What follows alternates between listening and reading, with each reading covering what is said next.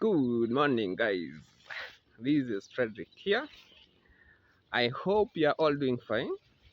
Today, I want to talk about a success story of my first cow that I bought that was producing 2 liters in a day. It was a pedigree cow, but the owner of the cow never knew that. I saw potential in that, and we agreed. I buy the cow, and I just bought it for 40,000.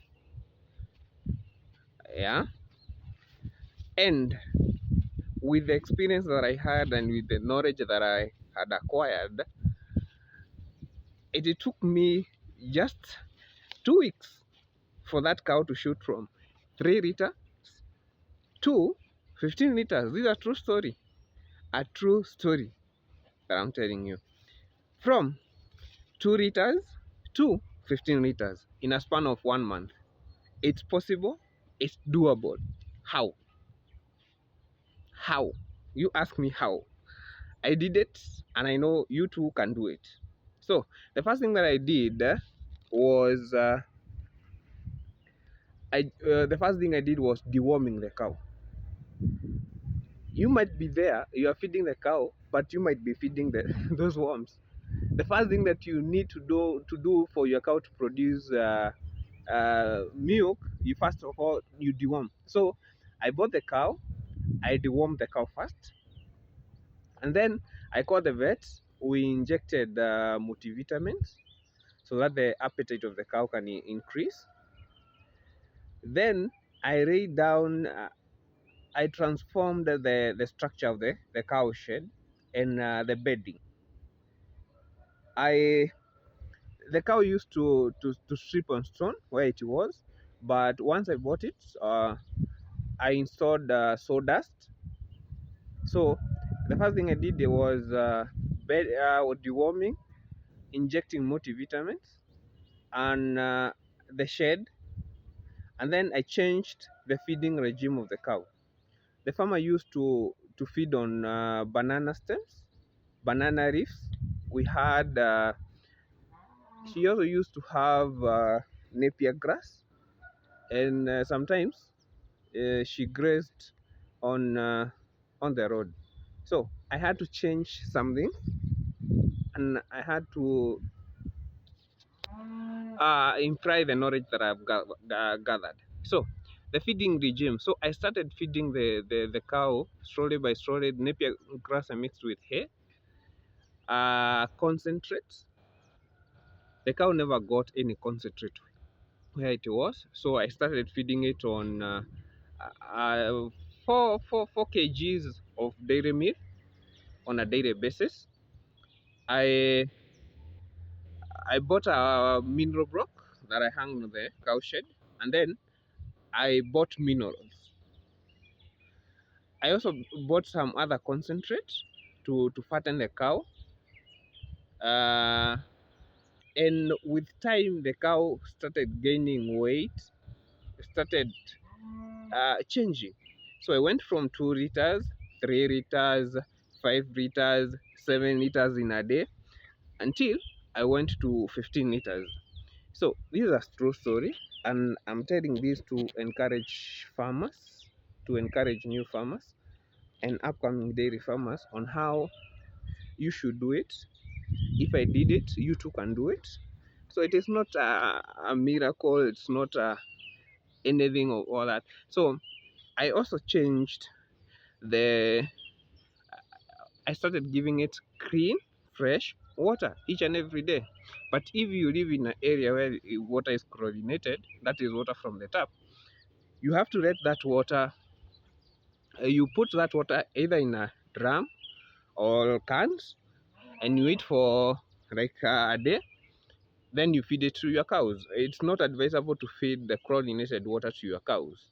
Yeah, it has got too much chlorine, and you should observe that. So the best water to feed your cow is rainwater, or that water that you have already stored for a day, that if it was chlorinated water. So I changed that also. and I changed the timing of milking. I had particular hours that I was milking. By then, I was milking for two times in a day. That was 4 a.m. in the morning and 4 a.m. in the evening. And I I stick with the system, and I started noticing the increase of milking. The cow performance changed. Even the mood of the cow, the skin, the coat of the cow looks so good. So after doing that daily, I started seeing results. I know the cow can produce more because on the at the end of the first month, the cow came on heat. I think it was lacking minerals, the environment that it was in. So by 1 month, the cow came on heat, and I served it. So what am I trying to tell those new farmers, all the dairy farmers who have crossed up, is you can do it. It's doable. It's not just large scale farmers who can do it. Even you can do it. Just check on those small details, but they help you at the long run. So always try to go an extra mile, provide for that cow. Yeah, deworm as recommended. Deworm at the right dose, not under deworming or over deworming. Yeah, feed always let there be feeds on the feeding trough. Always be let there be clean water on the water trough. Let there be mineral block always. And whenever you're feeding concentrate, add some proteins. Yeah, you can give dairy after milking. Make sure you have given dairy milk, but don't give when you are milking, because the cow will concentrate on feeding rather than on milking. So when the time comes you don't have those concentrate when you are milking, it will be tricky for that cow to be milked, and the production will lower down. So always don't give dairy milk when you are milking. Always make sure you do it at the other time. Then whenever you are done with milking, make sure you have feeds on the feeding trough. So the moment you are milking, those poles, uh, whenever you are milking, it's advisable that your feeding trough must have feeds. So that what cow has done with milking, it goes directly to the feeding trough, and it feeds on that. So be advised on that. Uh, Another thing you should understand is you don't feed the cow, you just feed the bacteria in the cow, in the rumen. The moment you start giving, like now, that farmer used to feed the cow on banana stems, banana leaves, and things that would not add value, or that would not be productive to the cow. And remember, garbage in, garbage out. Whenever you feed the cow, you get exactly that. So you have to stop. If those young farmers think that uh, banana stems are food for the feeds for the cow, no, you should never do that. So invest in, before you buy a cow, or even if you have a cow, just have enough fodder that will last you for months. In case of a failed season, you would be on a safer side, but don't feed on those. So I started feeding that. Then I discovered I learned about silage, and I started keeping silage, and the cow shoot. Yeah. So on the first calving, it was producing 20 was 22, on average it was 22, but as the cow grew, the production came down and all that. So be very keen whenever you're feeding your cow. I've said you feed the bacteria in the rumen, you don't feed the cow itself. So whatever you are feeding the cow, will it be of good use to the bacteria? With the bacteria be able to feed on that? Yeah. so that they can produce more milk. Remember, we feed cow for milk production, reproduction, maintenance of the body, and the growth of the cow. So what are you feeding your cow? We rate cater for all that. Ask yourself each and every day whenever you're feeding your cow. So observe that. So another thing is cleanliness. I washed the cow. I was literally washing the cow. So you have to wash it.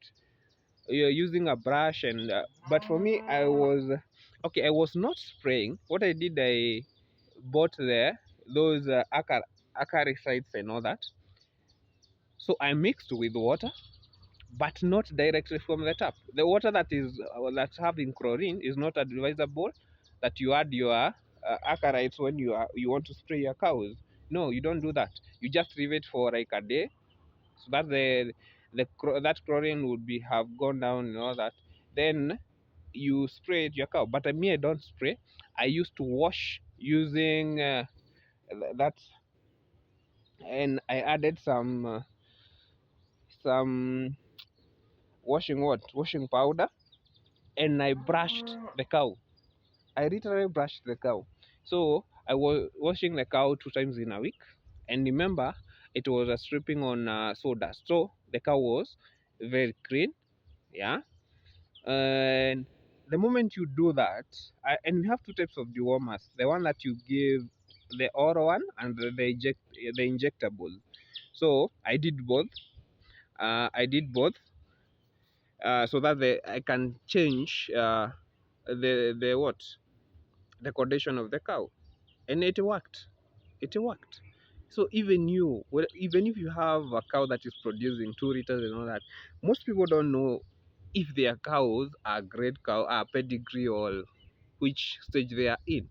But here in Kenya, especially here in Central Province, most people have cows that are pedigree, but not all people know if they are pedigree. So if you take good care of your cow, love your cow, observe what is needed to be done to the cow so that it can produce more, it can give you more. And remember, once a cow comes on heat, you feed it, you inseminate. You look at the qualities you would like to develop or advance on the cow that you're having, and then you talk to your vet. Yeah, they must come with catalog. Yeah, they you select the qualities that you need in your cow, that you want to improve in your cow. If it is body height, the udder, yeah, very many things that you can look. Yeah, carving is, yeah, all those you have to look at it. But don't be calling a vet and asking, you're asking the vet is asking you how much do you, or which semen do you want, the one for 2,000 or the one for 3,000. No, let him or her come with the catalog so that you can check the qualities that you need. Most farmers do not realize that you may be given all that. You may be given a semen that you don't desire. Yeah, maybe the semen that you have been given, the temperature of that cow was so high, and so you have to be very keen. You have to understand. You have to know how to read the catalog. If you don't have that knowledge, ask your vet on. I tell your vet the qualities that you want, and then he or she will look on the catalog and he'll tell you. He will advise you on which the best semen that you want. There are other semen that are so big that your cow can't carry. So you have to be keen on that too. Always be observant. Uh, Adhere to the system. There is a system for a dairy farmer. There's a system for cows whenever you are feeding them. Yeah. So adhere to those, and do more research on dairy cows. You can make it. If I did it without having so much knowledge, you too can do it. I'm telling you, it's doable. It's doable. Then keep records. The milking record, you have to keep it, so that when you are today, let's say you have milked like 20 liters, tomorrow 20 liters, on the third day, let's say 19, 18, 14. you have to ask yourself, there must be something wrong. Maybe the cow is on heat. Maybe the feed that you are giving, they are not the same. So you have to, first of all, you have to maintain a feeding regime. If you feed it on this, let it be that. Because once you keep on interchanging your feeds, like today you are giving silage, tomorrow you are giving napier grass, the other day you are giving banana stems, no, the bacteria won't be able to. You have to be very focused on that. No, maintain just a regime that your cow will understand. Yeah, maintain that. So I would advise you, even if you don't have silage for now, look for ways you can outsource maize for silage, preferably if you can yellow maize. Yeah, you can yellow maize or napier grass. But if you want to make a silage for napier grass, you have to add value to that silage. You can mix with dairy meal. You can mix with porad. Uh, then we have silage inoculants, and then you have to make sure that you seal the silage in a proper way, and then you start introducing your silage to your cow slowly by slowly. And if you notice your silage pit or your silage silo is running dry, you have to seek a source for other silage, so that if this silo dries up, you are going to go to another silo like that, such that all year round you will have you not have any difficulties fetching what silage. So I want to advise you, and I want to tell you that it's doable. It can be done. Yeah, it can be done. So it's up to you. You take the first steps. Yeah, and keep on doing that. Yeah. So those small things will make your cow produce more. It will make your cow have. The first thing is, let your cow not have stress. The moment your cow has stress, you're not producing anything. So make sure your cow is on good condition. So let me end my video there. Thank you for watching, and looking forward for more videos, and thank you.